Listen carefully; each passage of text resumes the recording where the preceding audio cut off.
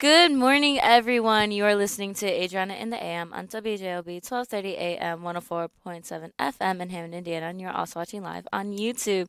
Good morning, everyone. So we're going to start off with some traffic and weather, and then we're going to get into all the topics for today. So, taking a look at traffic. There's no traffic. 80 going east and west is looking good. 90 going east and west is looking good. Chicago Skyway's looking good. Lakeshore Drive's looking good. Dan Ryan, Bishop Ford's looking good. Let's see here. We have an accident on Damon Avenue South at I-55 Stevens Expressway. That was reported at 5:26 a.m. And that may cause a little bit of slowdown on the Stevens Expressway going north. But Eisenhower going east and west is looking good. 94 going east and west is looking pretty good. So there's not a lot of traffic. Do you have weather? Sorry, you're doing like 12 things at once. Yeah, well, I mean, partially my fault, but yeah, I got it. If you just give me 1 second, y'all. Let me refresh this. It's a early morning. It's an We're early ready to fall morning. asleep It's because an early we just morning. got done with midterms. Yup. Woo! And then there's finals. Dude, basically, I feel like I'm going straight into finals because I have like what 6 classes and then 3 of them I'm already starting my final projects for. I'm basically just working on that kind of stuff. Yep. But all right, I will give you guys some quick weather. So today's Thursday, November 6th, and we are going to have a high of 59, a lot of sun, maybe some high clouds, but nothing much. Friday, it's going to get warmer with a high of 64 and a lot more clouds and some. Dang, dude. All right, so it's a sectional championship on Friday, so I think we're doing a game, but I'm really excited because it's going to be nice out. I was going to go golf, but whatever. I mean, there's more important things to do. And then anyway, so then Saturday, it's going to start raining a lot more. You're going to have some brief showers in the morning, followed by more rain in the afternoon, and a high of 51. And then Sunday, leading into next week, it'll stop. I was going to say it's going to start to feel better, but it drops to 36 on Sunday and then 37 on Monday. But then by Wednesday, we're back up to 55. So I really don't understand. Does it still But say we're gonna get snow on Monday? it does not. Monday or No. a snow shower in the morning. So I'm listen, I am a big advocate for snow and for winter. I don't like wind. I like the cold. If that makes sense. Yeah, I know what you mean. So like if it's 20 degrees outside, like and it's windy, like I remember playing games with like 5 layers of shirts on. Like I'm barely moving, being able to throw or whatever. You're like, Yeah, it's I'm like from a literally Christmas like story. exactly. Like that's how I would walk into game. But that's because it was windy as heck, like as all heck. If it was 20 degrees and there was no wind, I could go shirtless and I would be fine. But like it's literally just wind. But I'm a huge advocate for snow. Christmas, really doesn't feel the same without snow, and because of global warming, we haven't had it in I don't know. We haven't had We snow haven't had snow. on Christmas in about 3, 4 years. Yeah, and it's Around that time. ridiculous. It's ridiculous. So it is Thursday, November 6th, and we last week was Halloween, and we had all the fun festivities. I know P&W had their late night madness, which was really good. The cheerleaders, the dancers, they did very well as the basketball team with the 3-point contest and The dunk contest. dunk contest. My friend Jacob won the giant flat screen TV with that. So Dang, I didn't know they were giving out flat screen TV. they They were gave out letting students shoot, or well, was he a no. player? He wasn't a player. I don't remember how he won it either. He was the hype man, I think. He was a hype man for one of the people that did the 3-point contest, or he won the dance contest. One of those got him a flat screen TV. I don't remember which one because he was in both. That's ridiculous. I didn't know they were giving out flat screen TVs. They I gave would have out came out and busted a move. They gave Like, out flat screen TVs. They gave out some AirPods. They gave out a cooler. Yeah, they gave out a lot of stuff. I was a little upset that I was yapping with my friend, and I missed the one where you can. It was basically that you had to put on one of the uniforms. Then it was a relay race. You had to put on one of the uniforms, then had to go shoot a layup, then shoot the basketball through like a little hoop thing that they had, and then shoot a basket from the free throw line. and then shoot another layup, and that can get you to win some AirPods. And I was like, dang, I don't need AirPods. But that could be a Christmas gift for somebody. Free Christmas gift, ready to go. I was a little salty. I was over here yapping with my friend. I missed the opportunity where they're like, we need volunteers for this contest. I'm like, okay, I can shoot a layup any day. Free throw may take like one or two tries, but we can get there. But yeah, so there's that, and then Halloween weekend, me and my friends we went down to Bloomington to see some of her friends, and then we came back up here, and we hung out with some of our friends, and then into Sunday we were like, okay, homework day, grind it out, woo! But it was really fun. I was able to wear all my costumes, which I was very very happy about. Me and my friend matched with a cop and prisoner. Then I went to another Halloween party where there's a lot of superheroes, and I was like, yeah, cool. All of us all together. But it was so funny because I saw a lot of DC costumes opposed to Marvel. And that's why I see it reversed. I see a lot of Marvel opposed to DC. So that was pretty cool. Well, So, I saw something about that. Sorry, because I yeah. literally saw a post about that same thing. So like, DC is finally taking over. So you're still gonna see a lot of Spider-Man because Mhm. Spider-Man is like what Batman was to DC when Marvel was like the main focus. So like Mhm. we had a bunch of Marvel costumes, and then anybody from the DC, the only people you'd see were like Batman and then maybe Superman, Mhm. right? And now that DC is kind of starting to take over, you see all these DC costumes, but all you really see are, Spider-Man costumes from Marvel. And that's just kind of how it's going to be until Marvel decides to do something Till about, Doomsday comes out. yeah, pretty much. I mean, I don't know. I really like a lot of the new Avengers. Mhm. I was gonna say, with the DC, I haven't seen the new Superman movie, and I think it's mainly because I always kept hearing, "Oh, it's not good. It's not good. It's not good." Now I think I kind of want to watch it just to give my own opinion of it. I don't know, because I usually wait for my brother to go watch the superhero movies, and then he tells me if they're good or not. But he wasn't able to go see the new Superman one, so I I really think I'm like gonna the go new see it. Superman. Is it worth it? I think it's worth it. I think Okay. you'll enjoy it too. It does touch a little bit into like kind of like the political I don't like really. That's well, the thing. I'll okay. talk about No, politics. but I'm just like like I'm tired. it's not like heavy. It's more like Just like a dystopian kind of feel, and yeah, it's like, hey, what are we doing? it's more like I don't know how it aligns with your views as well. Oh So God. I will say that it definitely aligns with your views. So That maybe that's why a lot of people didn't like it. Maybe that's why I was here. Yeah, no, this is trash. Don't go watch. Maybe that's why. I Oh enjoyed well, it. we'll But see. you know But what you should watch though? It's what? on Netflix. It's called like Shang-Chi. He's one of the new Avengers too. Yeah, The Ten Rings one. uh-huh. That is a That good one's good. movie. That's a Mhm. good movie. I know. There's so much stuff that I gotta watch. I know the new Stranger Things is coming out soon, and actually my roommate, so it's so funny. She loves Stranger Things, so she was showing our other roommates of Stranger Things because she's like, I didn't even know what it was about, and we're like, have you lived under a rock? How have you not know anything about Stranger Things? And our other roommate comes in. She's like, what are you guys watching? We're like, Oh, I'm Stranger so Things. excited. I cannot wait for Will to die, dude. I hate Will. He's such a bad character. If he wasn't if he wasn't killed off in the first season, then we wouldn't need seasons 2 through 5. Well, there you go. We wouldn't have a story. You know what I mean? Yeah, Will's the problem here. Like he's spying on your own homeboys. Like thank He's God an Will op. figured it out. Oh my goodness, no. I know that one's coming out. Yeah, we to wrap up the DC kind of thing, all that. It was so funny because I told one of my friends like, yeah, I'm gonna be Wonder Woman. They're like, bro, you gotta go find a Superman at a party. Not thinking that an actual Superman would show up. Some dude showed up in a Superman costume. I was just like, bro, we gotta get a picture. Don't know your name, but we gotta get a picture. And he saw my costume. He's like, we gotta get a picture. It was so funny. So then I sent it to my friend. They're just like, yo, you found Superman. I was just like, yeah. And then they're just like, so? I was like, just take a picture and I left. Yeah. Had no interest whatsoever. Just like I just saw Superman. I was like, yeah. But yeah, it was super fun. How was your Halloween? My Halloween was fine. I did Fight Club.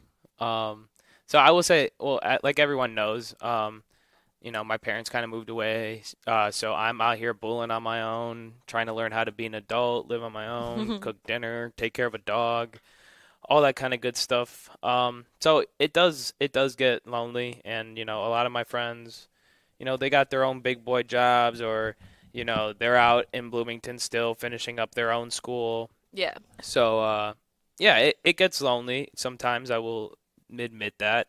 And two of my buddies from back home, Owen and Luke, decided to come and visit me on Halloween because I wasn't going out.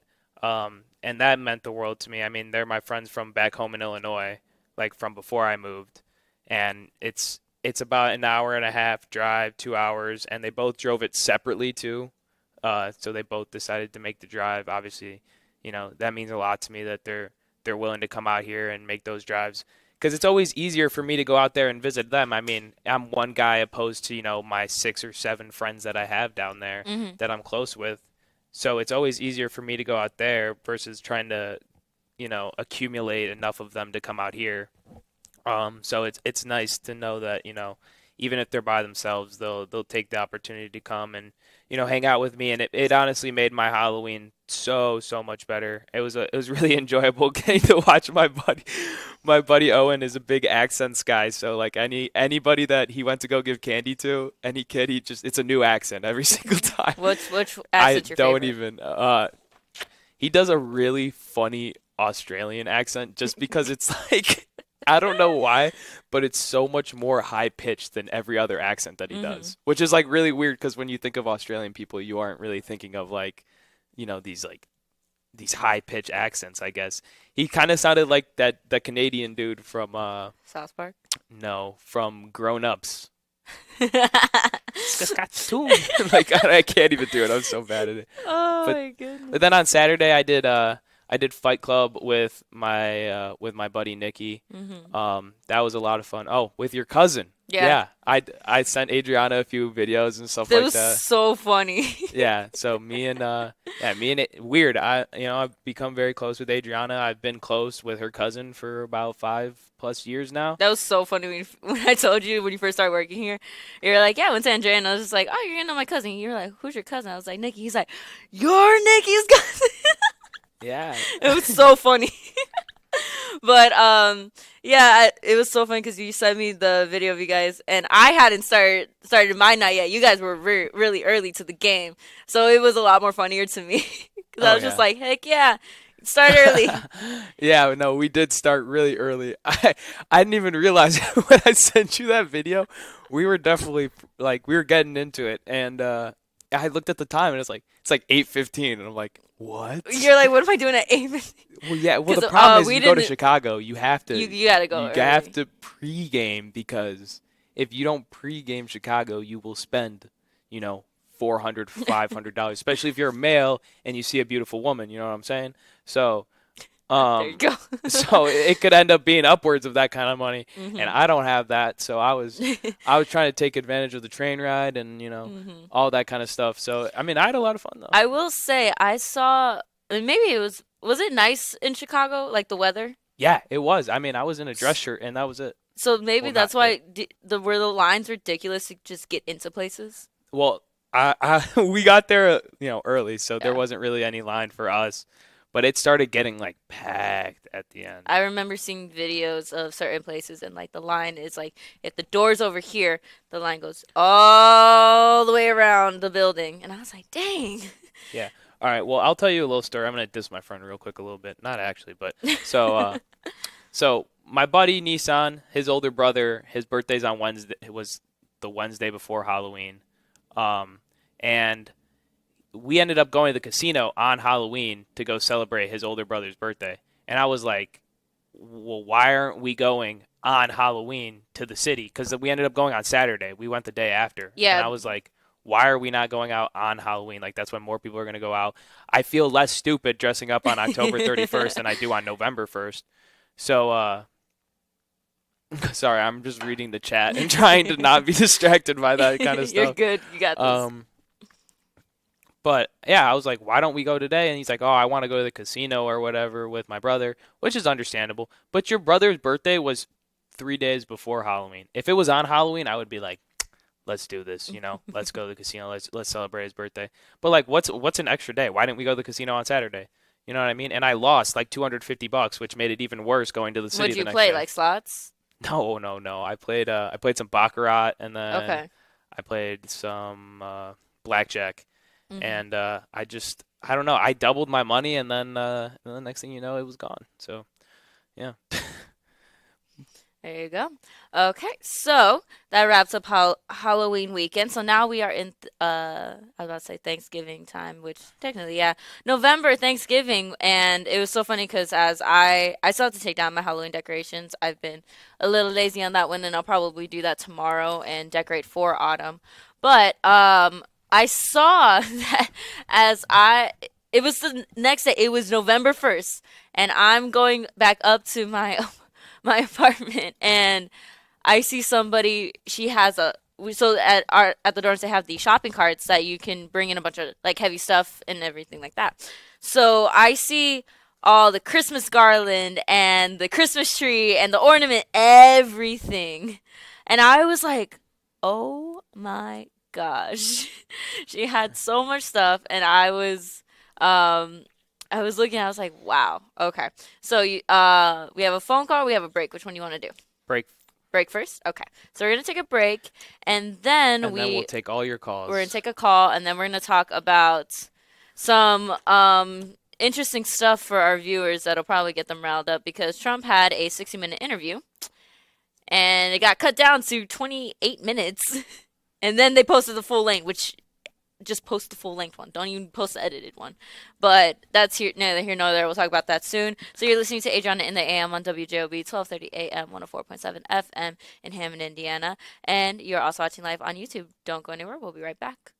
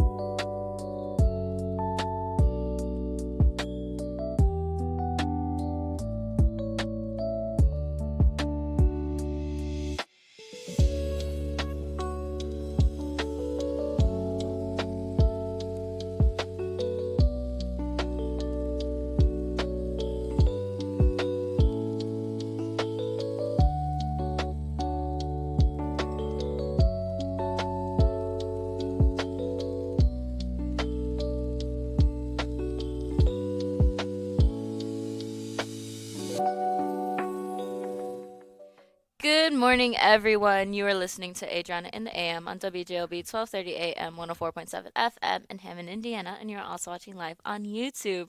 So we are going to do some traffic and weather before we get into our topics for today. So currently right now, looking at traffic, if my computer does not want to. Okay, that's so fun that it's doing that. Here we go. So 80 going east and west is looking pretty good. 90 going east and west is looking good.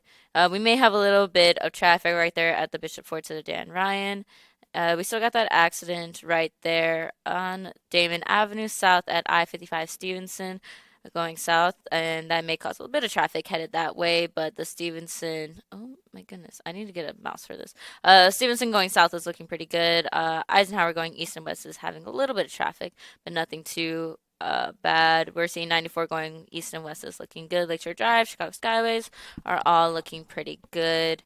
Do you got weather for us? Of course, I have weather for you. All right. You sound so excited. Today on Thursday is going to be a high of 59. With some suns and some clouds throughout the day. Not many clouds, but some sprinkled throughout. Tomorrow it'll jump even higher. It'll be at a high of 64. A beautiful Friday with some more clouds, I guess. But I mean, who really cares? On Saturday it'll rain. You'll have some brief showers in the morning, followed by some more rain in the afternoon, with a high of 51.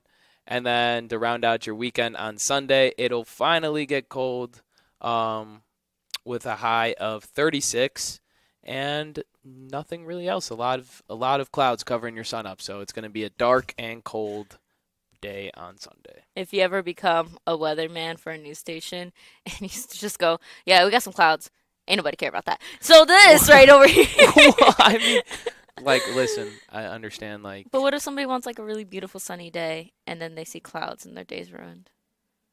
Well, that's what I'm saying. It's just a little clouds. You know what I mean? If that's why I made it a point to talk about it on Sunday, because there's a lot of clouds and there might not be a lot of sunlight. There you go. We're also going to say shout out to Joe's dad in the chat. No. He's really funny. He is really funny. My dad's a funny guy who should be on his way to work right now.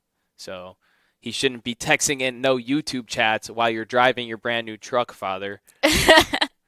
What if he's doing the talk and text?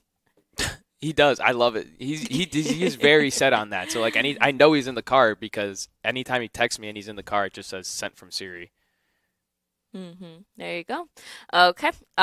Did you want to say the one thing before I get started into these other topics? Sure.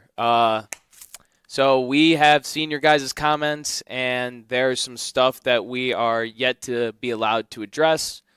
So we'll let you guys find everything out for yourselves when we're ready to tell you.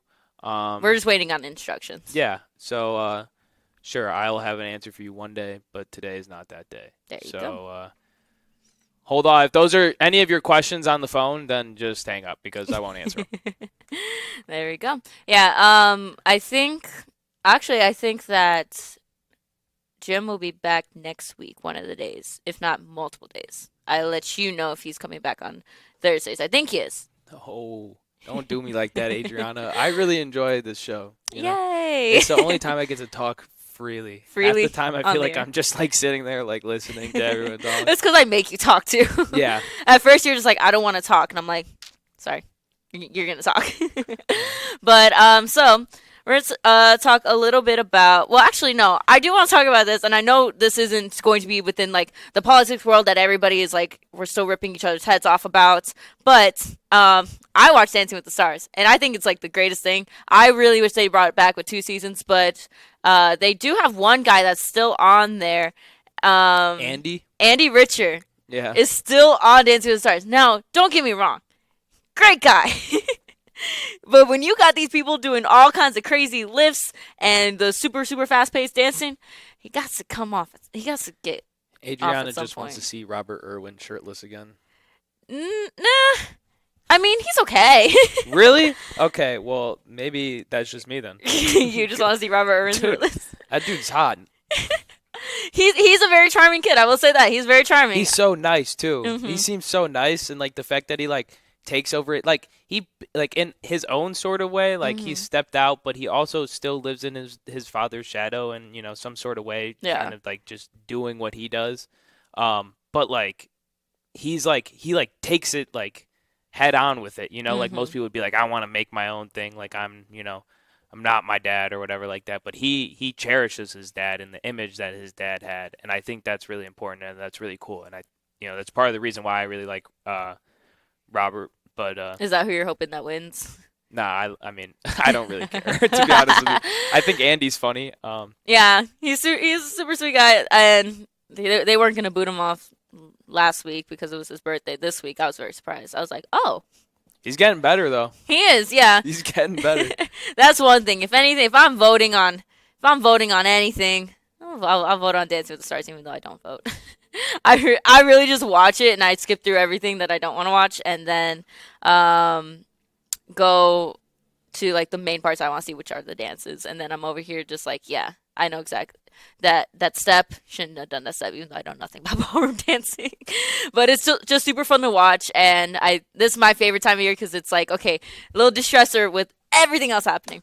But yeah, so that was going on, which I was just like, wow. Well, America can agree on one thing is that they're keeping that guy on the show.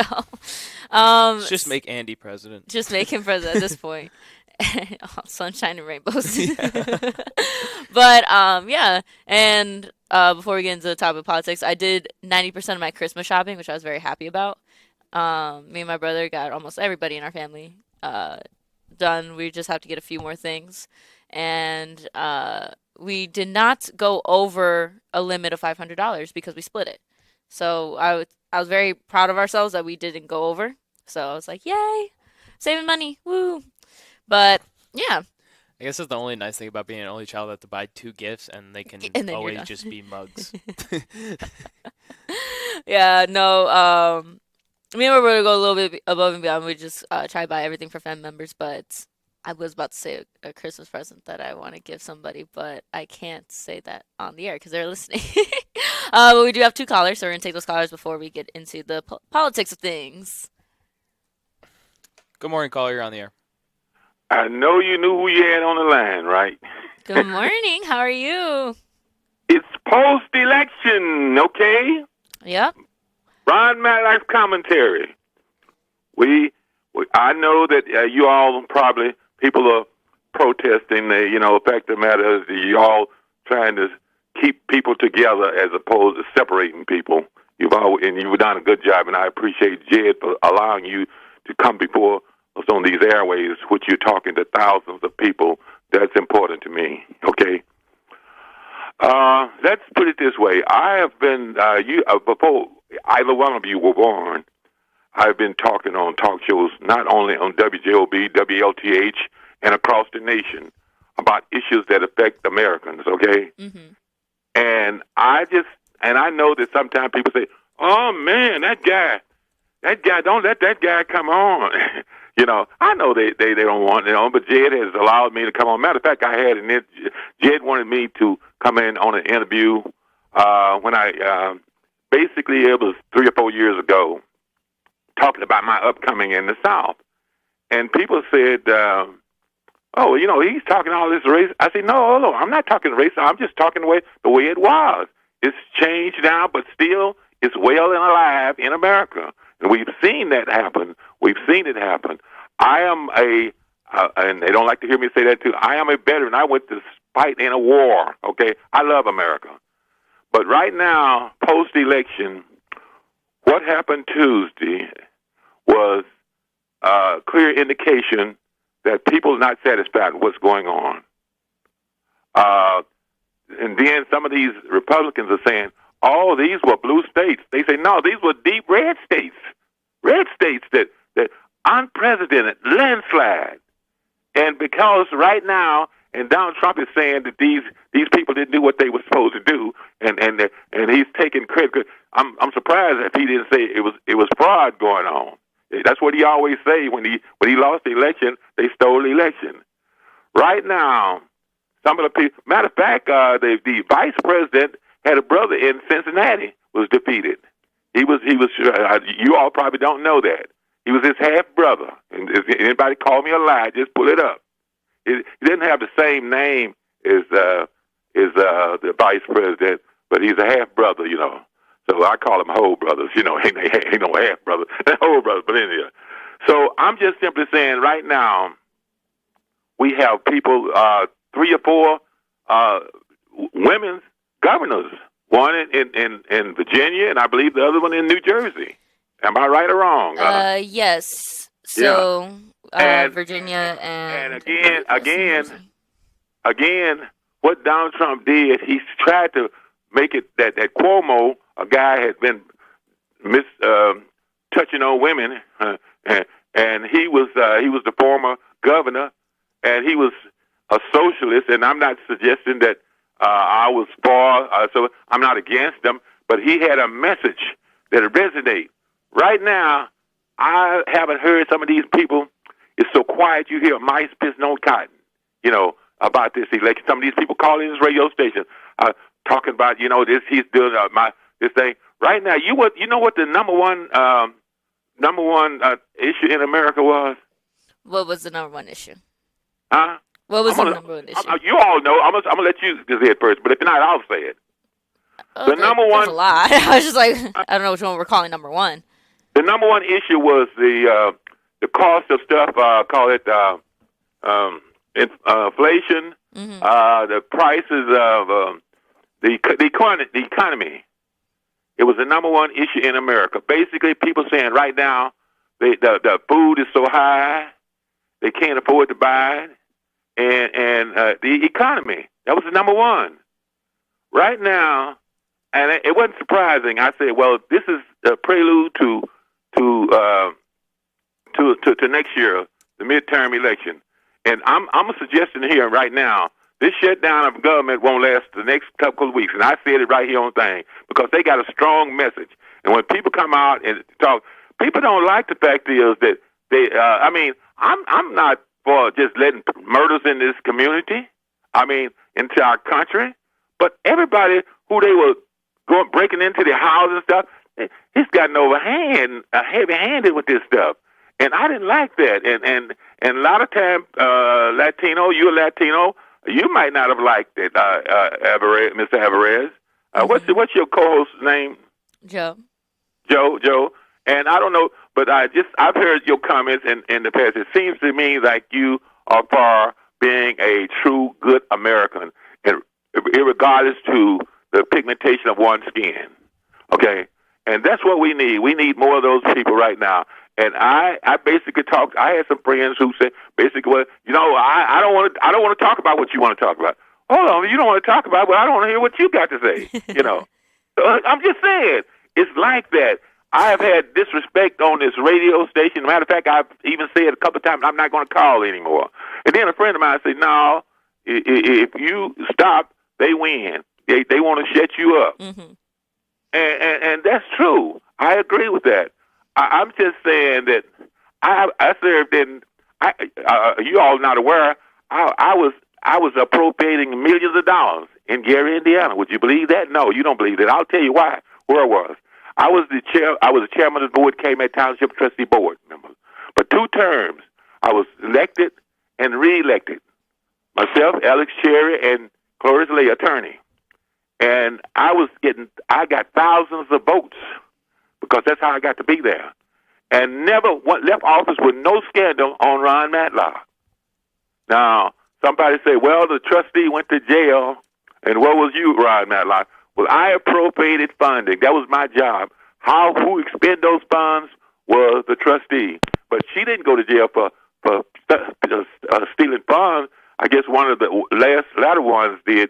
But she campaigned on time that she shouldn't have been campaigning on time that she was working.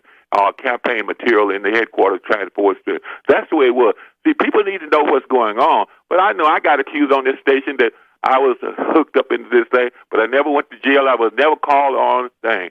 So my mother, was 10 in my family. My mother said, I will support you, Ron, but my support will stop at the jailhouse door. And that was, I've never forgot that. It will stop at the jailhouse door, meaning that I'm not going to, if you go in there and you're going to be corrupt, so right now, I see the mainstream, the right wing people right now. They had a bomb threat. Do you all know they had a bomb threat on election day in somewhere New Virginia or whatever? They had a bomb threat. Basically, they were intimidating people to keep them going to the poll because they know they were losing the election. Now, if I'm lying, just say you're lying. You all probably didn't know that, but they had a bomb threat there, and that's what's going on right now. When I seen, and I'm gonna say this, and I'm gonna let you all go because I know that this gonna light the phone up and run back. Okay. On basically on January the insurrection. You all heard about the insurrection. Mm-hmm. Donald Trump, what he did, he told his daughter, said, "Dad, please just tell the people to go home." They were going to hang the vice president. They wanted to hang the vice president of the United States, Pence. And right now, Pence, you don't even hear tell him anymore. That man was barely to be alive. They defecated on Nancy Pelosi's desk. And all of a sudden, they let those guys out of jail? Give me a break. You can't trust this guy. He's about billionaires, and he's worth. Are you aware that he's worth about $4 billion more with this crypto thing? He's worth about $4 billion. It's nothing about the poor people who right now trying to get some food on their table. So with that, I'm gonna let y'all go. All right. Thank you so much for calling in. All right. Do you have any more callers? Oh, we have 2 more callers. Dang, I haven't even said anything yet. All right. Go ahead with the callers. Good morning. Good morning. Let me get just hang on one second. That's it. No problem. I was doing I don't need that. some of my little research while we're doing that. Also, do we have is there music playing in the background? I thought no. Okay, I'm just going crazy. I didn't know if I heard it like very slow or low or not. But can you guys hear me? yes, we can. Okay, because I'm walking out the door of Mustard Donuts with a nice fresh dozen of donuts. There you go. Good way to start your morning. Well, You should I'm going to stop be by passing the by you, office. but you guys, oh gosh, no, I gotta try to make amends to somebody that happened yesterday. So I'm going out to Portage to get these donuts. There you Because go. I had a It's situation. actually very sweet. I had a situation with one of my students when I was taking the test yesterday. They failed the exam. They come back into the building. Every word out of their mouth was F this, F that, A, everything. You know, I always tell my students to behave themselves. So I always take these guys Munster Donuts. They love me, you know. But man, this student. Then after that, I got to come back to our office.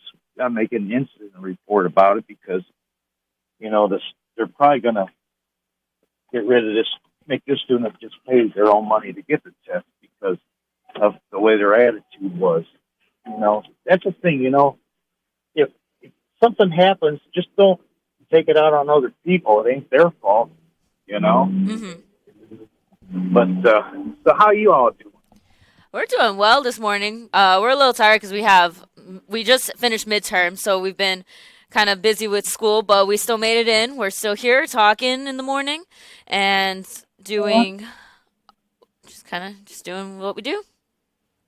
See, I graduated school 12th grade in 1977, so I was done with that. But then, you know, the thing about it was when I was young, living at home and going to school, I was like, man, I can't wait till I get out of high school or graduate. I'm done. I can enjoy my life. Guess what? Uh-oh, now I got to work. You know, which wasn't bad, you know. I mean, now I'm kind of retired, enjoying my life. You know, I usually don't go out of the house this early, but try to make that 2 people at that exam site happy, you know. I mean, he called me then I had to drive back in the semi with that student with his mouth. And, oh, my gosh, I tell you, I come home, I told my wife, I said, oh, this guy, I said, it was ridiculous, you know. I mean, I get mad at people, but I don't go get belligerent or any of that stuff, you know.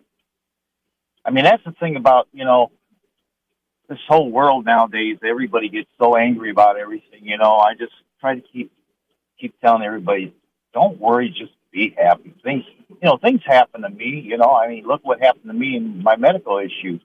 I was so scared, but I was joking around still. People couldn't realize, I got an issue, but I was just, you know, going on talking the way I do because you know what? I just want to let everybody be happy. Yep. No, I get that. I'm going to let you go because this traffic here on Calumet is kind of sick. Hey, give me Traffic a on good Calumet. Yeah, give me a good traffic report going east on 94 towards Portage because that's where I got to head in a second. 94 towards Portage. Let me get that for you real quick. Let's see here. Yeah, I didn't see any traffic before, but we did traffic a little while ago. Yeah, maybe just a little bit of traffic you're gonna see right there. Same area of like Willow Creek Road. You're gonna see some traffic yeah. going that way. I ain't worried, but you know what? It's nice. I'll drive out there, listen to you guys, and I just enjoy listening to you guys and Oh, thank you certain so shows much. on the station. Oh yeah, some of the stuff you do is goofy, but you know what? It's good, fun, goofy. You know, I enjoy listening and talking to you guys and listening and hearing everybody else from out in the callers and everybody. I just really enjoy listening to everybody and love to listen to Ron Matlock talk to and all the people, everybody, all the guys. So I'm going to let you go so I can put both hands are on the wheel. I got my, I was gonna I say, got my, please drive carefully. I got a headset to where I can talk and drive, but There we I go. would just want to say to everybody, just everybody have a safe and wonderful day. Thank you so much. You too. All right. Do we Okay, bye. have another caller? Yeah, one more caller. Let's take the caller, and then we're gonna go to a break. Yep. Oh wait. You know, you know. How you doing, Ron caller? Matlock. Ron Matlock. If your calling card, as you continue to mention, is that you were part of the administration in Gary, Indiana, I'm not sure that I would brag about that. But Ron, the real reason for my call is 2 days ago I had a face-to-face conversation with a cab driver in Washington, D.C. Older, female, black. I am mentioning skin color, Ron. Older female black that said she praised the day that Trump came into office and the day that he brought the National Guard and the feds into the city. She said, you can't imagine the change for the better when that occurred. She said she was now able to drive into neighborhoods where before she couldn't because of the crime. She had been robbed as she pulled into a gas station by young female blacks, and now she felt a whole lot safer. So that's the change that Trump brings when he puts the National Guard and the feds into an area of the city. And I can't tell you how much she went on and on about praising Trump for that move.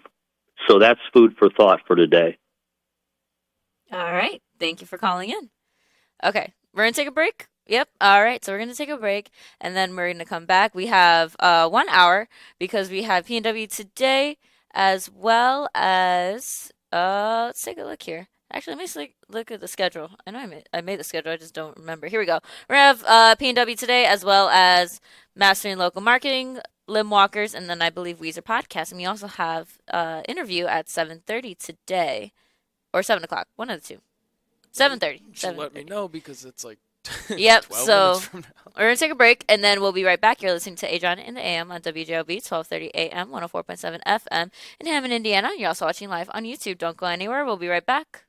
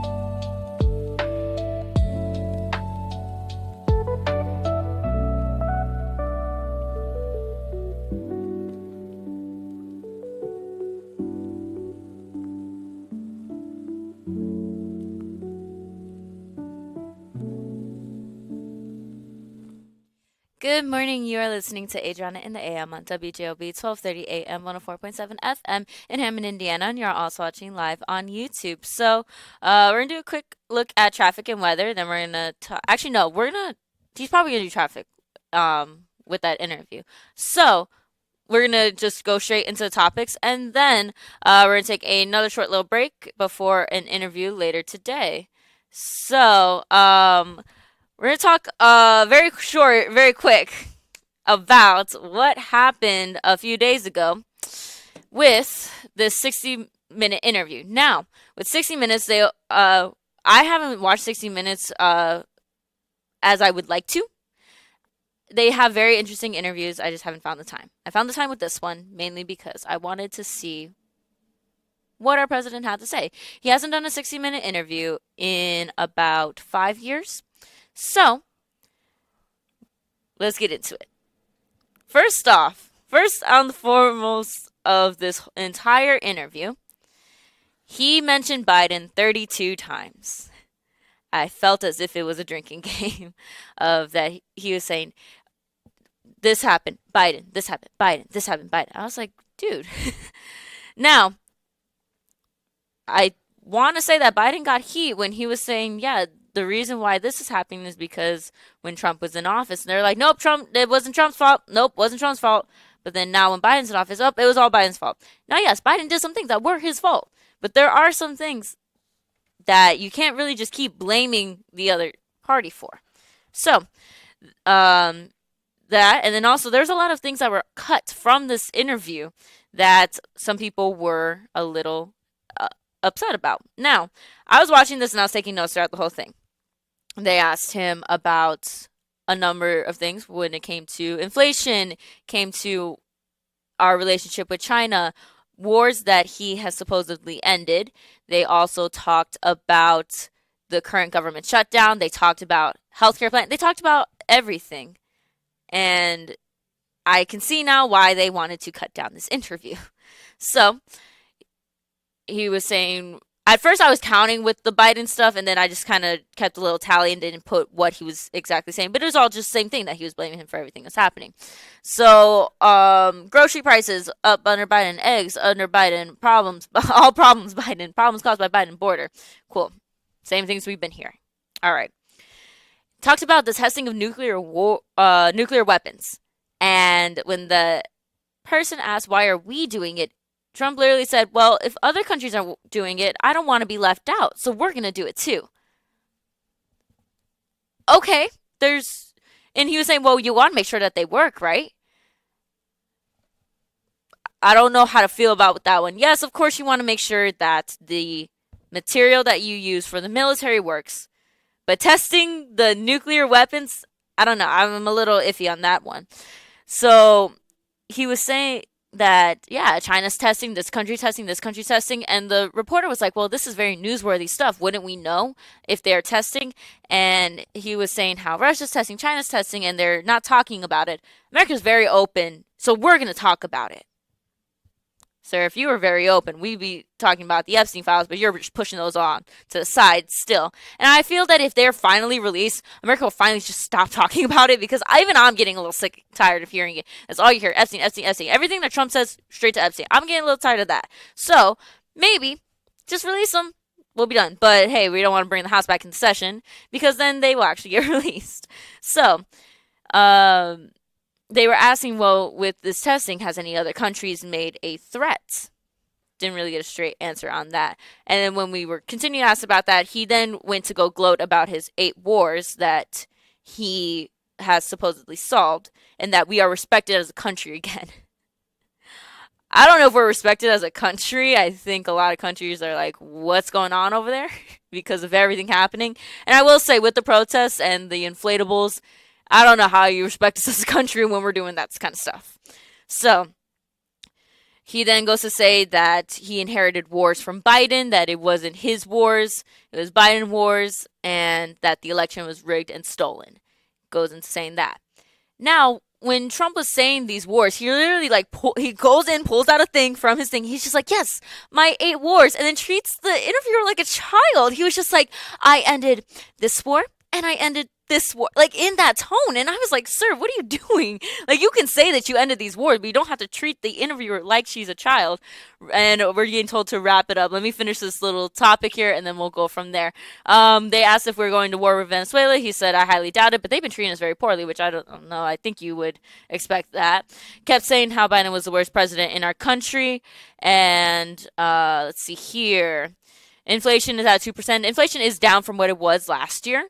But some people are like, wait, no, inflation's higher because stuff is becoming more and more expensive. There's that. They're saying that the weaponization of law enforcement was under Biden. They're saying that he had success, that Trump has had success on immigration, and then Trump goes to say, yes, big success, because we can't just say he was successful. We have to make sure that he's very successful. We can't just leave that part out, because successful isn't enough. He has to keep going with that. They're asking why we need an airstrike carrier near the area over there, and he was just like, well, it has to go somewhere.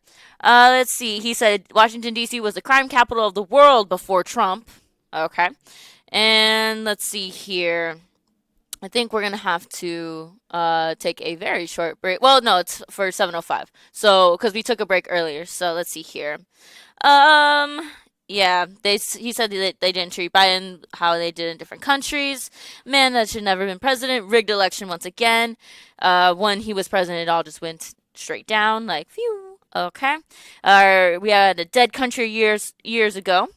Let's see here. He was saying that if we wanted Hamas to disarm, then he could do it. But he's not. So I don't know what the point of that was saying. And said CNN is a fake news report, which honestly at this point I think it feels like all news stations are being a little fake, because they're all putting their own respected opinions regardless of what side you're on with that. He said that Obama was a terrible president. No one wants to talk about it because they want to be politically correct. Biden, terrible president once again.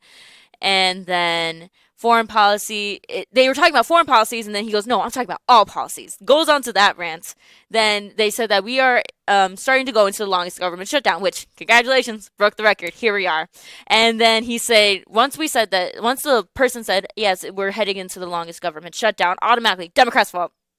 Literally just like that. I was like, bro, what are you doing?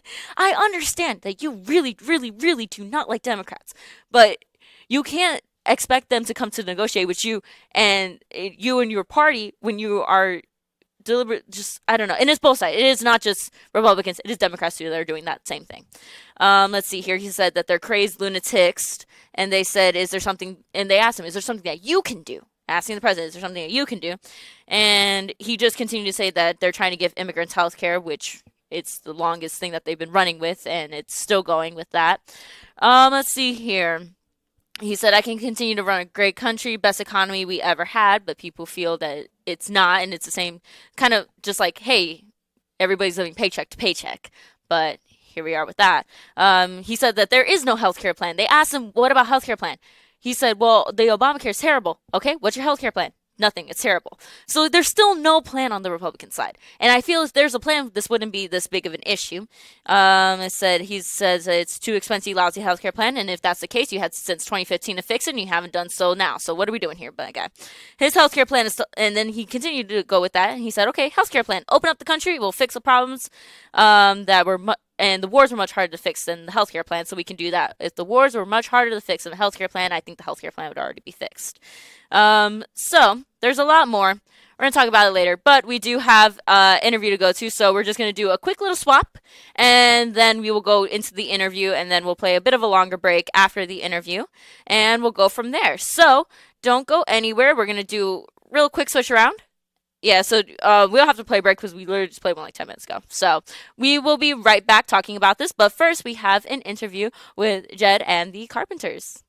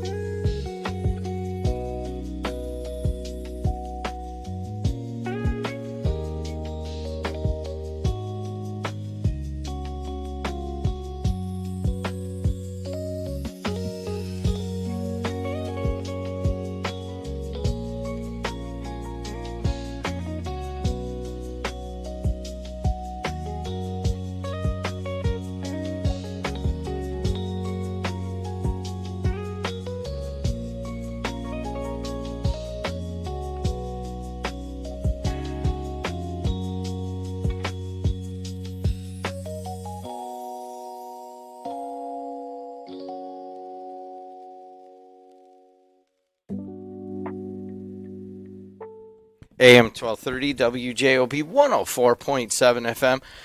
The voice and face of the region. You can also watch us on YouTube, and I very much appreciate all the people. That was not my idea. Didn't want to do a YouTube channel, and Adrianna did, and all of a sudden, a bunch of people are watching it. So what's wrong with you? Anyways, 294 around the city looks pretty good. 80 going east and west. That's actually not so bad on the Illinois side if you go out that way. But if you're coming up the gut of the Southland on the Bishop Ford and the Dan Ryan, it's pretty much normal right about now. It's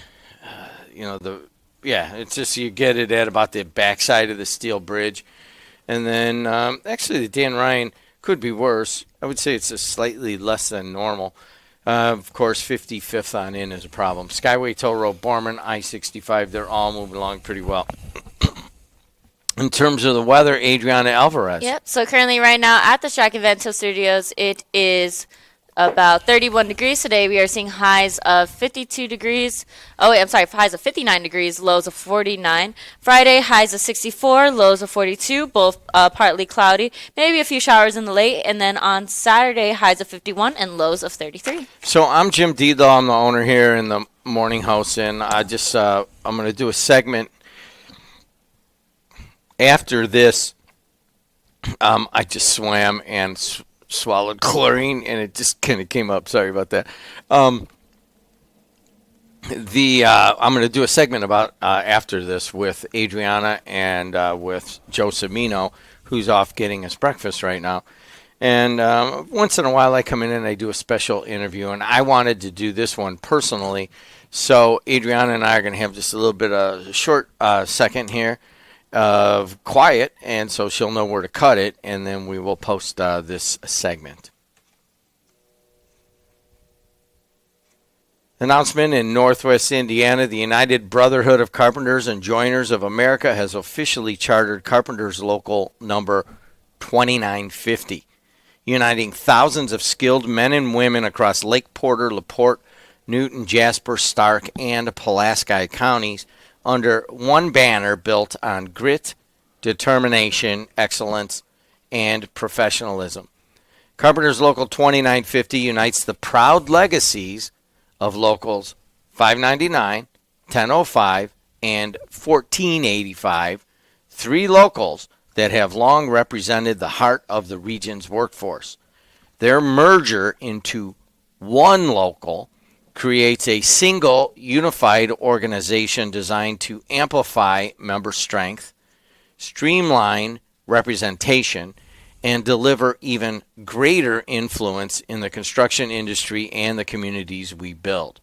With several thousand members already represented, Local 2950 stands as the most powerful and dynamic trade union in Northwest Indiana, a force committed to protecting local work, promoting fair wages, and elevating the standards of craftsmanship that define the region.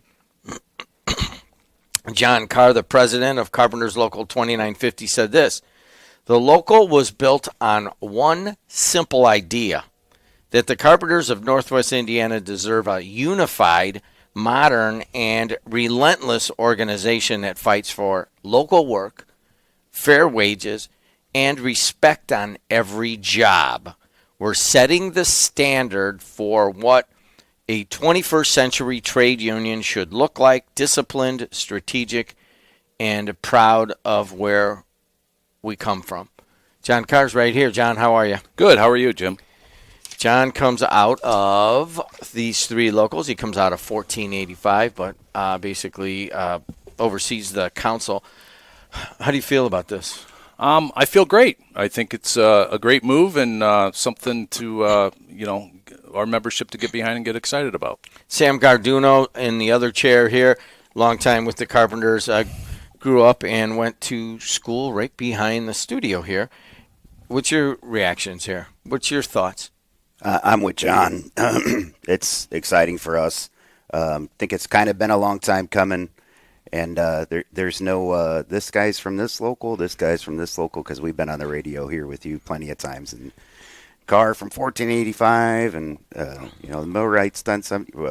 So we all had our own numbers, and this is just bringing us together. We've been working side by side for a long time, so it just it really kind of brings us all together and tighter. So let's look at exactly what's happening. I mean, if you don't quite understand, the actual inner workings of different locals and the different unions, the carpenters is basically divided into three main ones. It used to be like 7 or 8, and then it kind of got down to 3, and now it's going to be 1. But 599 is right here where we're standing. It's 599 used to be next to Hammond High and then Hammond Central, and now they've kind of moved in with the people over along I-65 is that Hobart or Maryville. And then you have 1005, which is kind of in the middle. I guess it would be east of Klein Avenue and into Porter County. And then 1485 is kind of known as the LaPorte County local, but they have some other areas also. So you have 599, 1005, and 1485 all coming together into 2950. Whose idea was this? This was a directive under our international. So the international is consolidating locals or just your locals? They consolidate and streamline throughout the whole country, and in our council, it happened in Northwest Indiana, and it also happened in the Cleveland area. They had 2 locals there. They dissolved those and created 1 local over in Cleveland. What did the international tell you that? I mean, I know how it went down. They just kind of came in and said, "This is what we're doing," right? So we'll go into some of the personnel like UHAS and some of the other local people that might have been involved. But what did they? I mean, how did they tell you? I mean, was there? Has this been brewing, or is this just like, "Hey, man, let's go. This is what we need to do. Let's see how it works out." I mean, I've been in 29 years, and it's something that we've always talked about, kind of anticipated. But I guess the writing's been on the wall, but we didn't have any indication that it was going to happen at that particular time. I mean, we just had our general convention where we just elected our general president, and his vision is to streamline things and have 3 to 5 pension plans across the country. And we've been consolidating and our locals for years, and this is something that happened, I think, here back in the 70s was the last time with the carpenters, where we had locals that merged into the 3 that we have. Like the local I belong to in LaPorte had a local in Valparaiso, Michigan City, and Chesterton that merged into LaPorte. And then Hammond had the same thing with, I believe, locals in Whiting and East Chicago merging into the Hammond local. So this happened in the 70s, and it's something that, kind of like back in the day when we had township high schools, you had a high school in every township that you went to, and now you got bigger schools. Everything consolidates. It's a corporate structure, and it's a structure that you got to basically adopt to survive today.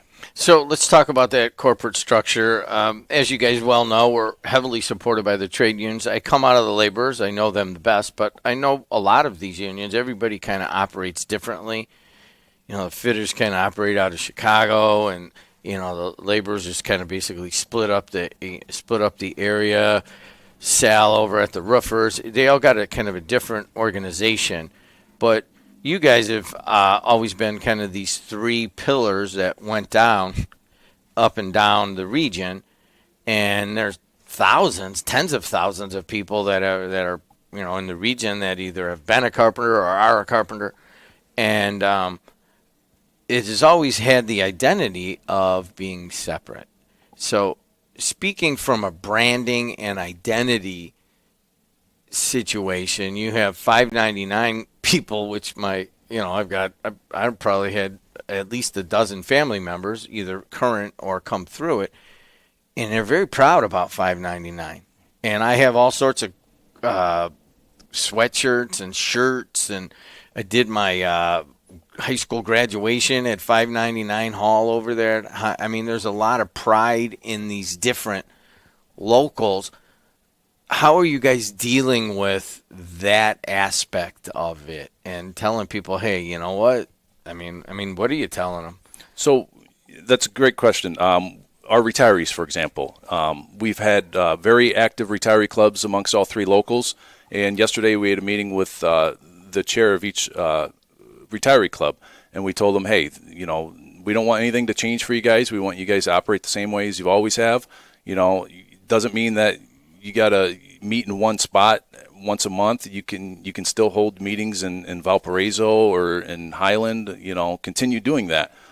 Just spread it out. And but they've been receptive to it, and that's one thing they worry about is the change, and not be able to do what they've normally been accustomed to doing, and that's not what we want to change. We want them to continue doing what they're doing because they've paved the way for us, and but they've had questions, and then our members obviously are proud of their locals. I was very proud of my local, but at the end of the day, we're proud of the brotherhood and the shield that we represent, and that's bigger than a number that the local that we belong to. So if you guys are just joining us, it's an announcement that carpenters in this area, which are very strong, as you guys well know, have all banded together, and all three locals are coming together. Garduno, specifically about 599. You grew up right here. You joined the union over there by Hammond High.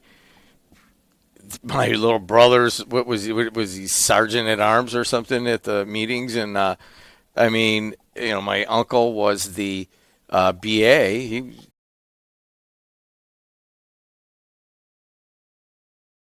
He'll be in all the sports things that you guys are doing. Fantastic opportunity, and we love that partnership with you guys. And rightfully so. And I got to say that I just got to say this. Johnny Carr came to me with an idea, and we said, okay.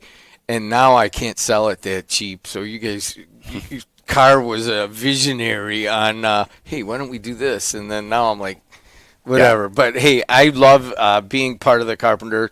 As a laborer, it was a little tough at first to realize that I'm touting the carpenters all the time. But that's a different job site thing. But I know, here's the thing. 599 was founded in 1899. Now, we were 1923, right? So we were looking around. There's like some sort of architecture firm that was in 1917 or something like that.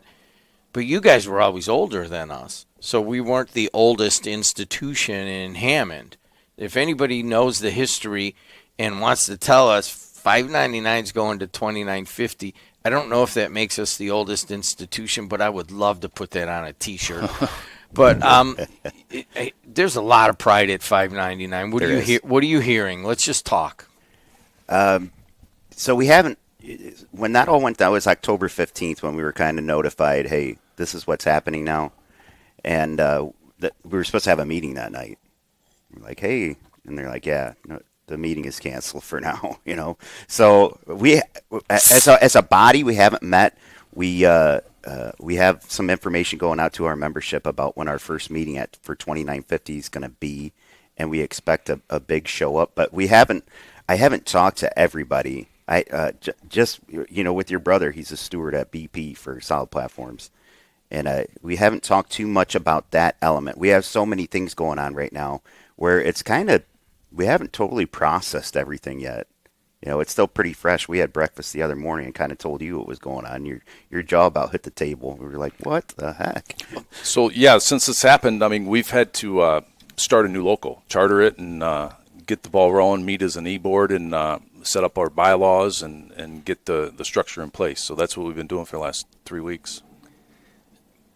I guess the going into all of the different locals and meeting with people and, hey, do you want to sponsor the sports? And, pretty much everybody I've gone to in the trades is said, hey, I want to be part of this. So it's basically a trades supported thing. So I always just knew the laborers hanging out or getting yelled at by Don Hamilton over here on Kennedy Avenue when I was a kid. And I understood that, but they all have different structures. And I'll just be straight, and this is just a generic view. I always, you could kind of see that maybe they could operate a little bit more efficiently if they did X, Y, and Z. But, I never offer that solution or that suggestion, but certainly the carpenters can operate more efficiently now. That's part of the thing, but we need to get to the strength aspect, but you're still a corporation, corporate structure. You have to be able to have a leader, and this person does that, and you don't want waste and that kind of stuff. Do you feel that this will happen now a little bit better? I think it'll come together, and everybody will be on the same page. Because when you had 3 different locals in 3 different communities, they're all doing their own thing, and not everybody was on the same page. And I think having one meeting where everybody is getting the up-to-date information across the whole region instead of just in Hammond or LaPorte. So I think it will definitely help streamline that. Okay, so the 599, 1005, 1485 all come together. Let's talk about on the job site. Obviously you want all the other locals and all of the other trades and the contractors and you want them all to know this, because when they see a 2950 guy come out with a logo on and they haven't watched this or seen this, what do you want the other trades and contractors to know what is happening? Just that we're coming together to be one unit and work in the same direction as a unit, and moving forward that we're going to be a unified voice, and we're going to work with the other trades and just build what we have and just keep getting better. We're going to keep going forward, and we're going to keep driving no matter what. We're not going to stop until every carpenter out there is represented and makes a fair wage. And until that happens, we're just going to keep moving forward, and we're going to work with our partners, our contractors, and the other trades, because if they're strong, we're going to be strong, and we just all need to be stronger together. That word is 4 or 5 times in your press release, the word strength or strong.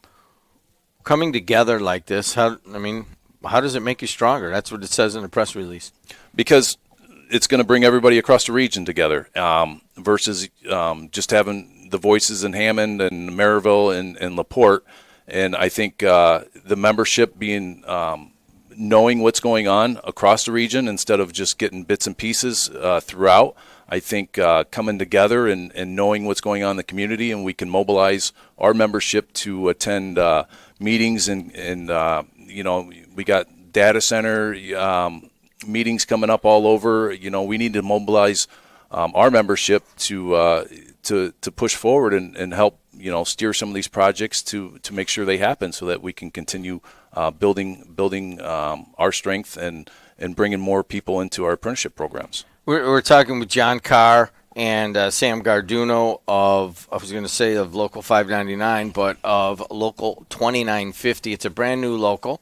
I'm sure there's a lot of ears perking up in the construction and in the heavy industry areas. Like, wow, I kind of heard that. Well, this is what we're doing. And so I'm going through a lot of the details, and, if you're not into that, it may not really apply.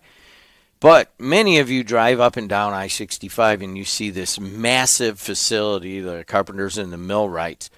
How much of a factor was building that huge training facility and offices and being able to bring everybody together?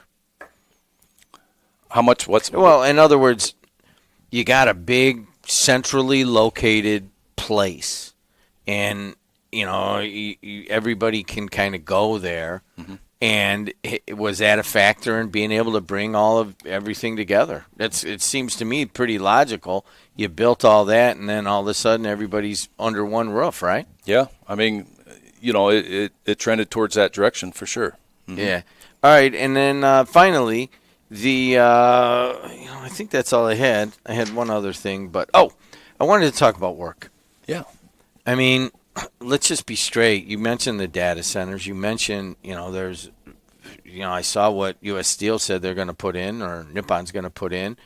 Certainly Cleveland Cliffs has just put in, they've done a merger so they can do some improvements. BP's got a whole bunch of things on the table. work seems like it's bigger right now in my mind. It's like just like big projects. Like these data centers are billions of dollars. Nippon's coming in with $1 billion. Are you guys going to have the work? Does this make you better and put you in a better spot to do that massive work? I mean, for sure. Recruitment, it definitely helps. And, the amount of work out there, everything changes so much. I mean, 3 years ago, we were talking about the hydrogen hub. And then, today we're looking at, U.S. Steel. We got a solar farm in Winnemac that I believe we have over 700 of our members working on right now. What local are they mostly out of? All of them? Yeah. Yep. They're from all over. Okay. But now they're all out of 2950. And then, NIPSCO, with their projected project, I've seen price tag of $7 billion. I mean, things change, rapidly, and we just got to, adapt to that change and see where the industry's trending as far as power and, the data centers and like solar now. 3 years ago, solar was like really hot, and now with the change in administration, solar is kind of, an afterthought, and now you're talking nuclear energy. So just staying ahead of that and looking and anticipating what the industry's doing is what we got to stay ahead of. But the future looks great. We have over 900 apprentices enrolled in our apprenticeship school. You guys understand that? Whew. 900. That's a lot. We're running out of space. We're outgrowing that large facility we were just talking about. You're going to be like the plumbers and put on an addition? I was over there looking at Espino's thing. And it's about time, but you know what? They're doing a new training center out east. So they're building basically what we have in Maryville. I don't know, John, you probably know better than I do, but it's a pretty big training center. Has this been announced? I've not heard this. It has out east. Yeah. Where out east? In Warsaw. They're going to build a training center like ours out in Warsaw off of Highway 30. Really? That big? Not quite as big, but similar. Yeah, because like in the laborers, you got to go downstate to I forget where that is, and they've got this massive training center, and it does. I guess if you really look at efficiency, you don't have to have a massive one and then have another one in the port and then another one in Lafayette. I mean, those kind of things can be consolidated also. So I guess I wanted to have you guys in there because I wanted to get a sense of, like what's happening. But as solar, as this massive NIPSCO power plant, as these data centers, and that doesn't even have anything to do with the big three along the lake, which all have a lot of work on the books. Maybe that's the way. You got to pool your resources so that you can do bigger things. I guess that's how I'm looking at it from the outside. Garduno, you still got to deal with a bunch of $5.99 apparel laying around. What are you going to do with it? I got you a quarter zip. Yep, it's coming. It's vintage now. They don't make it anymore. Man. You're going to be selling it on the internet. Hey, guys, is there anything else you want to tell people, Carr? You're the man, so what is it? I just want to say that, this is something good for the region, something that is a new era for the carpenters. And, the amount of work coming up, we're going to have so many opportunities, and we're going to need to recruit in the building trades programs. And we're already doing it, but if there's going to be a lot of opportunity out there for a lot of people looking to get in the trades. There it is, guys. It's kind of a massive something's going on underneath the surface of the region. We are hot. People are here. They're building massive things. And the carpenters are kind of getting ahead of it. I need to know, though, how much Devin Uhas had to do with this. Who? I mean, I'm sorry. I'm thinking of his sister, of Eric Uhas. Oh, Eric? I don't talk to him much. He's up at the International, but I'm sure he was aware of what was going on. But as far as his involvement, I mean. No. What about the basketball player from Maryville? Adam? Yeah, Adam, yeah. Adam's our assistant executive secretary treasurer. He still works within our council, so he's still inside the council. Yeah. So, is there a local person that is pretty big in the international? Who's that? So we got Mike Kwiatkowski is our Midwest District Vice President. Mm-hmm. He's a member of Local 2950. Is he a millwright or a carpenter? He's a carpenter. Okay. And then, he's like pretty high up in our organization. All right, guys. I got a feeling in my predictive abilities that I'm going to be sitting here doing this same interview with other trade unions. Mm-hmm. Do you think so? Yeah. A lot of times we're first, right? Oh, We're paving the way. Do you know how hard it is for me as coming out of the laborers to be able to sit here and say how just, lauding you guys without making any fun? I literally was driving over here. I go, man, I just can't make this like poking fun at carpenters, but it's hard. Yeah. In all honesty, there is a lot of pride and history with all three of these locals that were dissolved, and we're not losing that. And personally, it's been a fun part of meeting as an executive board with the new executive board that was appointed, and talking about what are the best things that we could take from each local to preserve that history. And it's been fun. 1485 had a lot of great things that we're all kind of taking in. 1005, same thing, and keeping that strength as one. It has made us strong. We keep on saying stronger, but the membership seems to be really positive about that because, like we said, we've all been working next to each other this whole time. Now we're the same number. It's fun. It's been fun so far. We're excited. Also, I believe we are the third largest carpenter local in the entire Midwest. 2950 is? Yeah. So I think Detroit's local is larger, and then St. Paul, Minnesota, and then I think we fit in at number 3 or 4. Really? Chicago's got several How many locals. people will it be total? Active members? There'll be over 3,200 members. Really? Yep. So 1005 was the biggest, right? Yep. They were at around 1,500, and the other two were around 1,000. You want me to just stir it up a little bit? Why didn't we just call it 1005? I'm sorry. I know all the people involved, and I just had to say that. Hey, guys, anything else you want to say? We probably shouldn't. No. All right, man. Thanks a lot. This is kind of big news in the trades. You guys that are all working out there on the jobs, and you've seen all these 599, 1005, 1485 shirts, and for all these years, it's all going to say 2950, and we'll see if other locals follow. Thanks a lot, guys. Thanks. This has been a special report. I'm Jed, and until next time, see you later.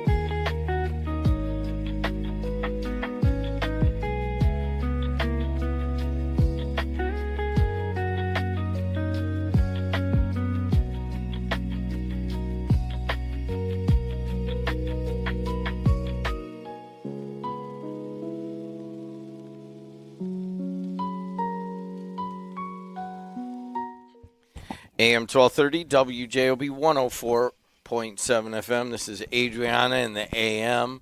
And I just was called in to talk to a bunch of carpenters and do that interview. We'll post that. You'll post it somewhere, Yeah, right? it'll get posted today. All right. And where will it be? It'll be on Apple, Spotify, Amazon, anywhere you get your podcast, as well as it'll be on the YouTube, and we'll put it in the loop for the radio. Yeah, okay. So you'll be able to hear it. It basically, the carpenters all came together. There's 3 locals. I think 1485 was 1903. 599 was 1899. So I've got a couple of assignments that I'm going to hand out here to people. And one of those is going to be to find out if we are the oldest institution now in Hammond at 1923, because I know that's when we started, and I knew that the carpenters were older, but let's be straight, they kind of moved out of Hammond a while ago. But anyways, let's take a look at traffic and weather, and then we're going to do a specific segment here again that I want to address the topic that a lot of people are talking about. But 294 around the city, you got the weather on your phone? You got it, Samino? 294 around the city looks pretty good. 80 going east and west looks good to Bishop Ford is good, but the Dan Ryan's starting to get a little bit heavy, so you think you're moving along well, and then all of a sudden it's going to be slow.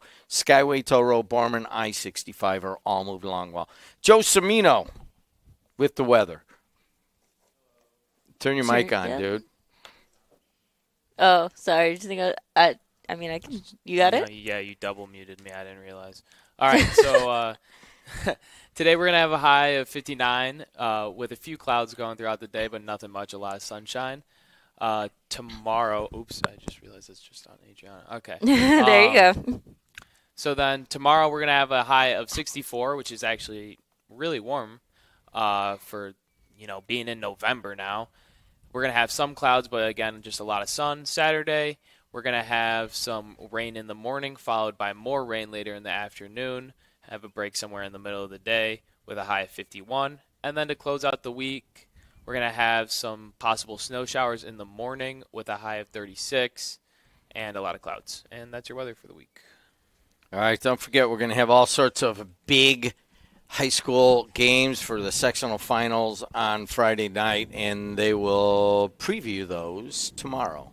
I'm going to do just a little bit of about a 10-minute segment here, and you'll be able to cut this and have another one. You're probably very curious what this is. Yes, I'm. Because he says here, we'll take good or bad, which I'm like, okay. All right. Hopefully good. You made us a little nervous for sure. Yeah. You're very ominous for for no reason. So we have to do about 5 seconds of silence so they know where to cut this into a podcast. Hey, everybody. It's Thursday, November 6th. I'm Jim Deedlow, the owner of WJOB Radio and of the JED TV Sports Network. And we're going to address a situation that is very uncomfortable and awkward and needs to be addressed. And that is the case of a comment that was made by one of our guys, Dave Kuziak, on Friday, I think almost 2 weeks ago now. And it was very vulgar in its description of the situation of, Andrean, basically. Dave Kuziak is a Bishop Knoll guy and has a long-seated dislike of Andrean. And I'm pretty sure that it kind of goes mutual there. And it elevated to a point where it was unacceptable. I have apologized profusely about the vulgarity of that. And Dave Kuziak will not be on the air tomorrow.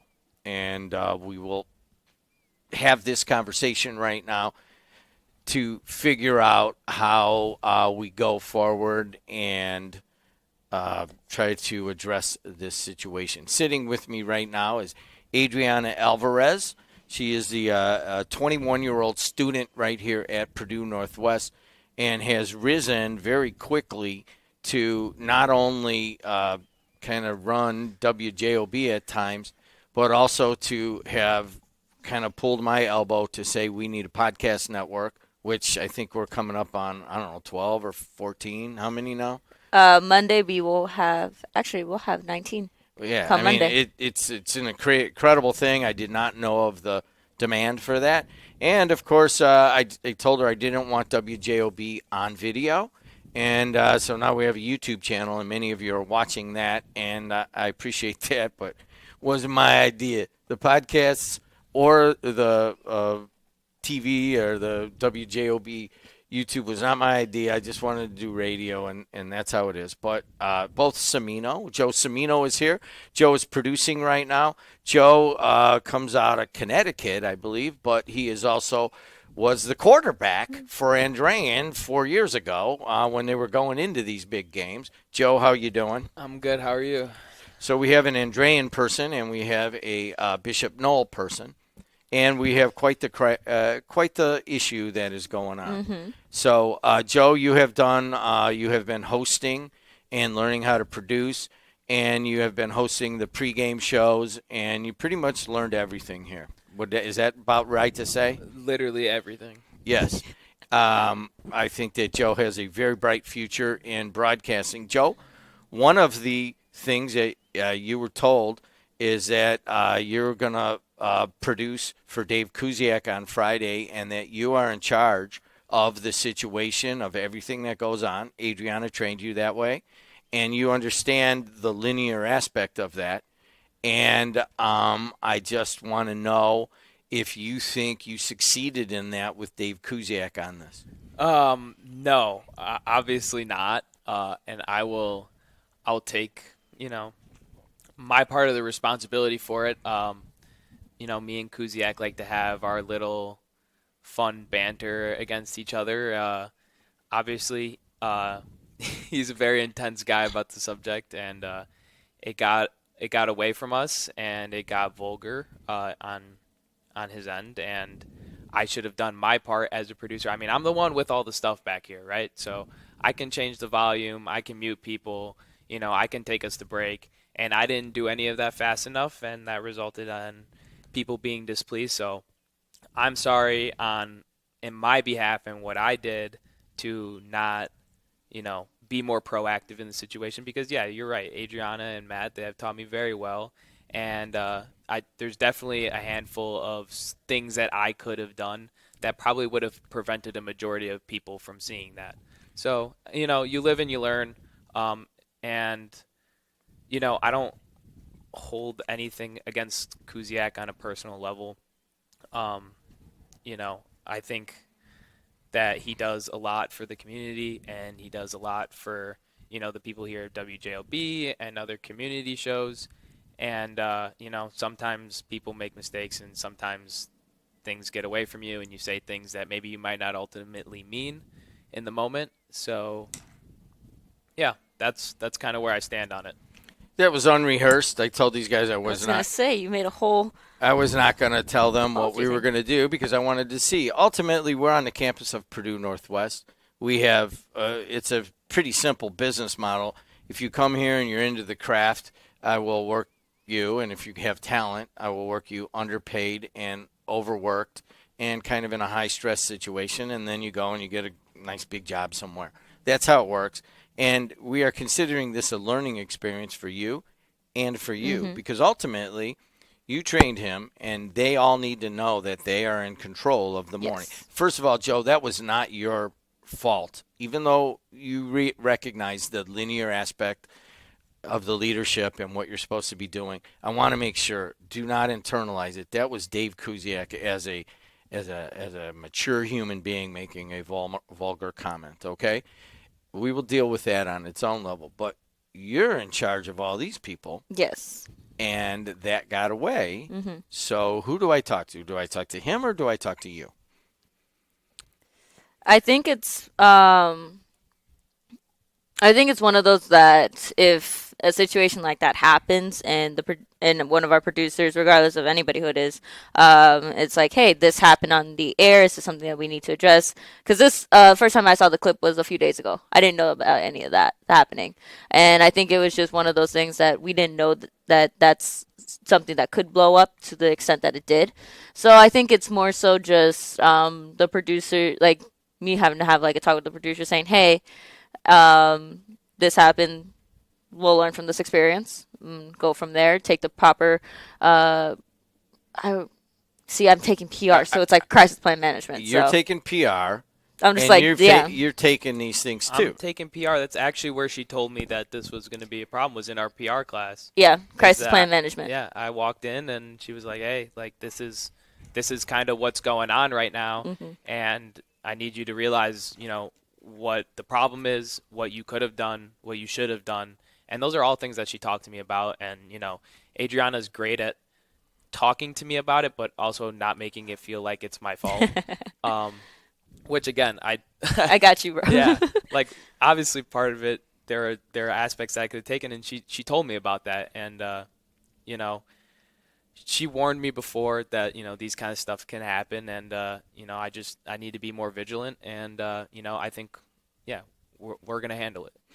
Okay, so we've laid it out. I want everybody to understand that I've pointed out that this is your responsibility to train these people and let them know.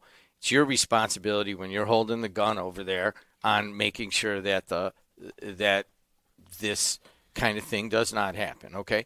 Ultimately, though, there's two people here who bear the brunt of this. Is Kuziak should not have said it, and I think that he realizes that, and it will we'll address him and what's going on with him at a later date. But really, this is all on me, and I'll tell you why.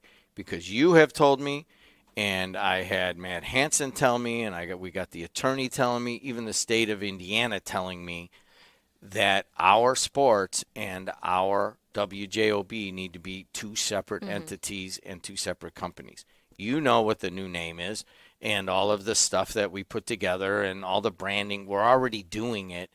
We just didn't get it done where everything's separate. We're moving WJOB down the street, and it's the new name is gonna be somewhere else. It's on me because I resisted. I had very smart and powerful people telling me this has to be separated. Even clients like separate the two. The brands are different. The athletic directors in the NCC, they're like, dude, split that out and just keep it over there. Basically, in case Kuziak says something stupid, that it doesn't taint what is going on. And I apologize to Andrean. I apologize to any of the local athletes that were kind of affected by this. And it all comes back to the fact that we've been for 102 years just had sports and news together, and it has been a problem in the past, and I know that, but I resisted it, and we are going full bore, and they will be separate companies, and Adriana will help in engineering that. So here's what I want to do. Okay, you're taking crisis plan management, right? You too? So We sit next to each other. who is that? Is that Roach? Oh, advanced PR is Roach. The other one is social media NPR, and that is Jenny. Jenny Chu. Jenny Chu. I don't know Jenny, but I know She's a Roach. she's a new person. So you can ask Roach about this too. But anyways, yeah, talk about curmudgeons. You think Kuziak could get kind of curmudgeon like Tom Roach beats them all. But anyways, here's what we're going to do. Kuziak's off for now. Okay. Hopefully have smoothed some things over with, Andrean. It was, and they have every right to be very angry and angry at me mostly because I did not listen to my advisors. All right.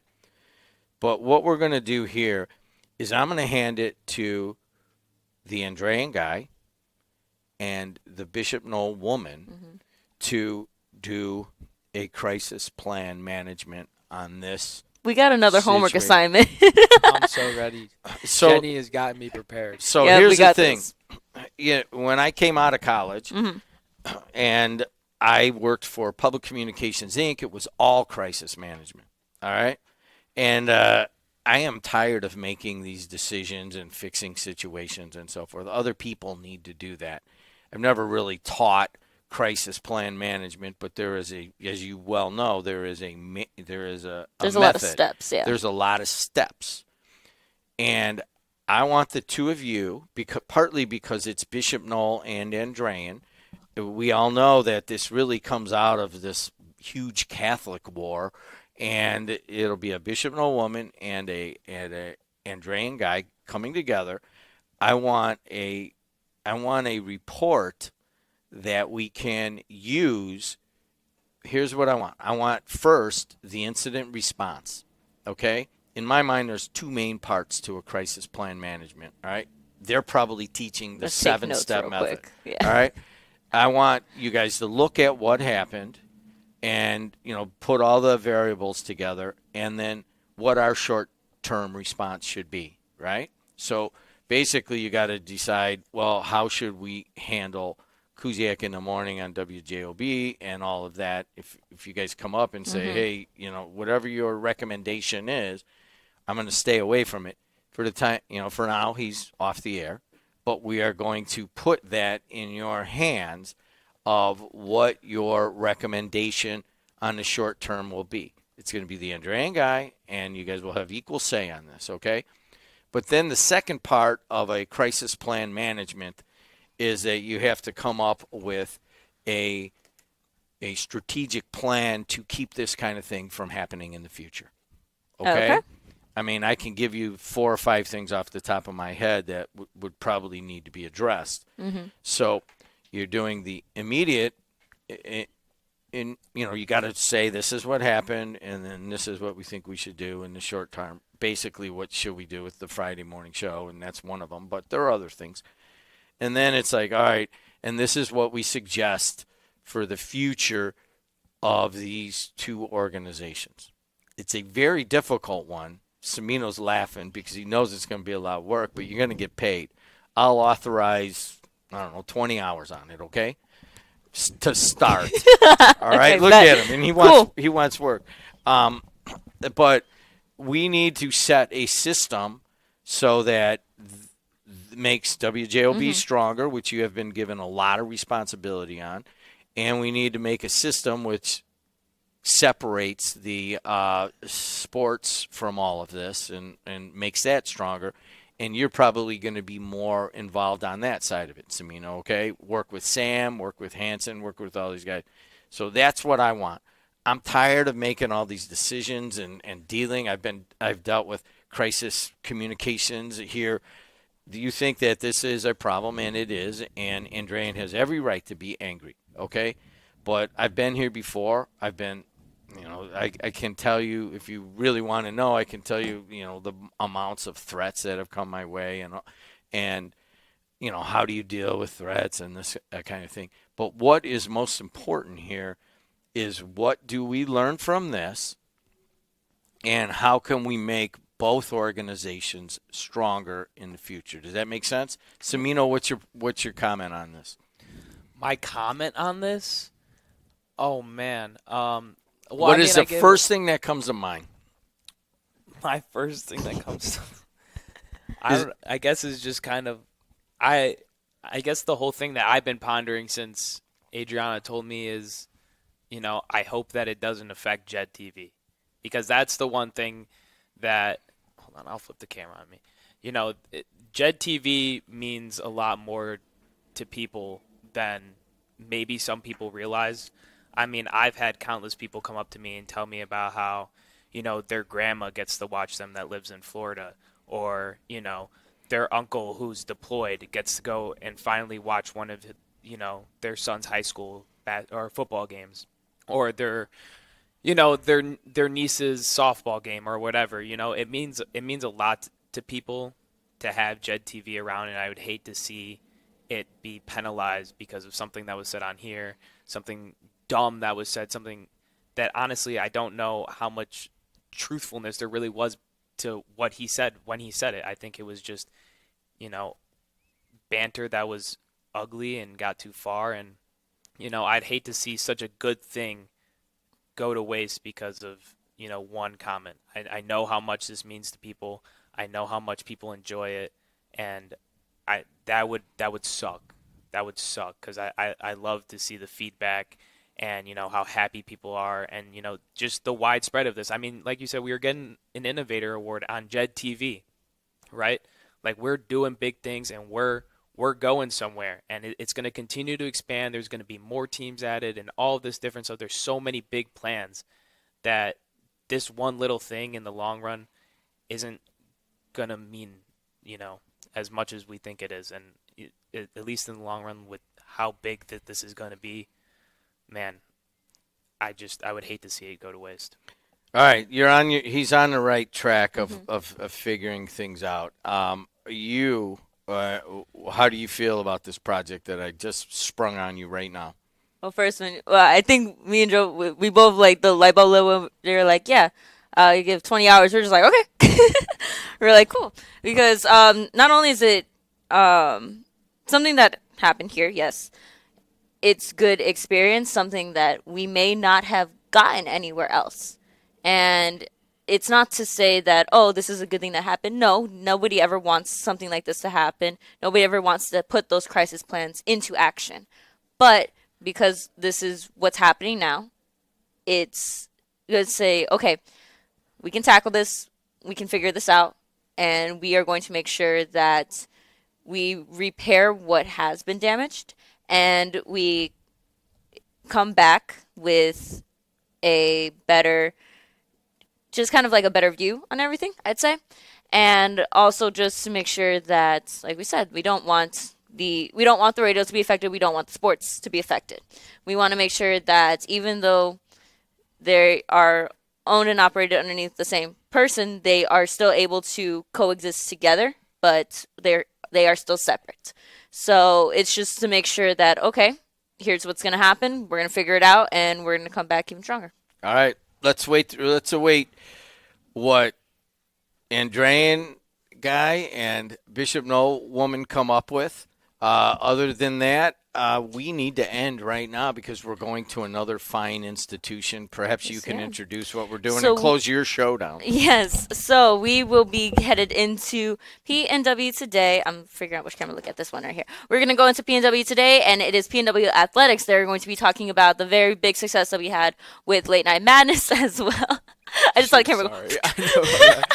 Saw the camera go back and forth, but the great success they had with Late Night Madness, as well as the sports teams that they are talking about. I don't know which sports teams they are talking about today. I didn't get to see the email last night. I was working last night, but stay tuned. They have a bunch of great stuff to hear, and I will say I love the interviews they do with the coach and the team members that they have, especially with the rapid fire. So stay tuned for that. You have been listening to Adrianna in the AM on WJLB 1230 AM 104.7 FM in Hammond, Indiana. And you're also watching live on YouTube. Don't go anywhere. We'll be right back.